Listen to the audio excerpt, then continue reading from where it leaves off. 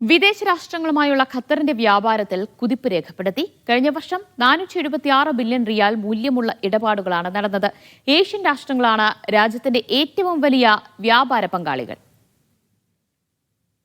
National planning കൗൺസിലാണ് കയറ്റുമതി ഇറക്കുമതി വ്യാപാരങ്ങളെ കുറിച്ചുള്ള ഏറ്റവും പുതിയ കണക്കുകൾ പങ്കുവച്ചത്. ഇതുപ്രകാരം 2024 വർഷത്തിൽ വിദേശ രാഷ്ട്രങ്ങളുമായി 476.28 ബില്യൺ ഖത്തർ റിയാൽ മൂല്യമുള്ള വ്യാപാരമാണ് നടന്നത്. മുൻവർഷം ഇത് 470.22 ബില്യൺ റിയാൽ ആയിരുന്നു.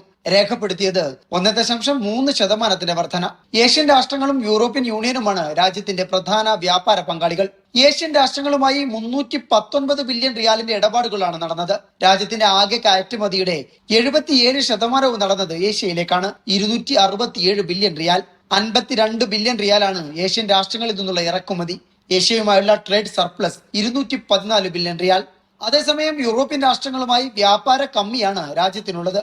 ആകെ നടന്നത് 60 ബില്യൺ റിയാൽ മൂല്യമുള്ള ഇടപാടുകൾ. ഇവിടേക്കുള്ള കയറ്റുമതി 27.9 ബില്യൺ റിയാലാണ്. ഇറക്കുമതി 32.9 ബില്യൺ റിയാലും. ഖത്തറിലേക്ക് ഇറക്കുമതി ചെയ്യുന്ന ആകെ ചരക്കുകളുടെ 25% യൂറോപ്യൻ യൂണിയനിൽ നിന്നാണ്.